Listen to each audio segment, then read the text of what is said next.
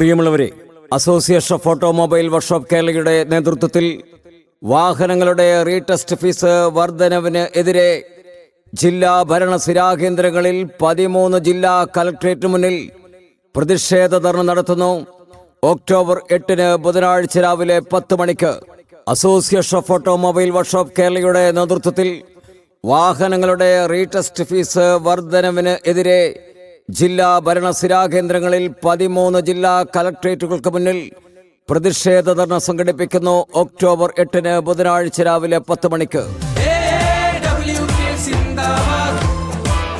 അനീതിക്കെതിരെ പോരാടാൻ അണിചേരുക.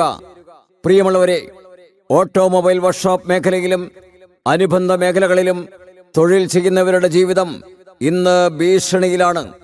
തെരഞ്ഞെടുപ്പ് വാഗ്ദാനങ്ങൾ നൽകി അധികാരത്തിലെത്തിയവർ സാധാരണക്കാരെ മറന്ന് വൻകിട കുത്തകകൾക്ക് വേണ്ടി നിയമങ്ങൾ ഉണ്ടാക്കുന്നു. അതിന്റെ ഏറ്റവും പുതിയ ഉദാഹരണമാണ് ഓട്ടോമൊബൈൽ മേഖലയെ ശ്വാസം മുട്ടിക്കുന്ന ഈ പുതിയ നയങ്ങൾ. നമ്മുടെ അന്നം മുട്ടിക്കുന്ന തീരുമാനങ്ങളാണ് അധികാരത്തിലെത്തിയവർ ചെയ്തുകൊണ്ടിരിക്കുന്നത്. വാഹന നികുതി വർധനവ്. പഴയ വാഹനങ്ങൾക്ക് 50% നികുതി വർദ്ധിപ്പിച്ചു. റീടെസ്റ്റിംഗ് ഫീസ് 15 വർഷം പഴക്കമുള്ള വാഹനങ്ങളുടെ റീടെസ്റ്റിംഗ് ഫീസ് കുത്തനെ കൂട്ടി.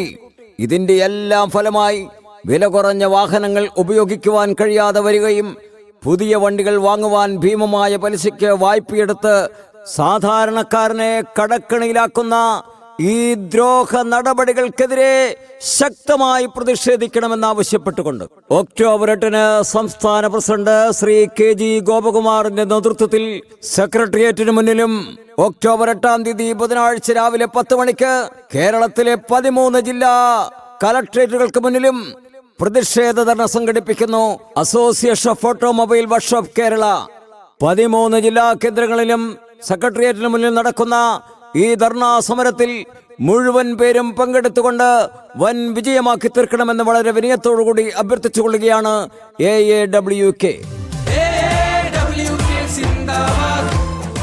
പരിസ്ഥിതിയുടെ പേര് പറഞ്ഞ് വാഹന ഗ്രീൻ ടാക്സിന് പുറമെ റോഡ് ടാക്സ് 8 ഇരട്ടിയാക്കി വർദ്ധിപ്പിച്ച് സാധാരണക്കാരെ ദ്രോഹിക്കുന്ന തെറ്റായ ഈ നടപടി പിൻവലിക്കണമെന്നാവശ്യപ്പെട്ടുകൊണ്ട് AAWK ശക്തമായ പ്രതിഷേധം സംഘടിപ്പിക്കുകയാണ്.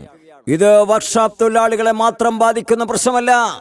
അതുകൊണ്ട് തന്നെ ഈ ജനദ്രോഹ നടപടികൾക്കെതിരെ പ്രതിഷേധിക്കുവാൻ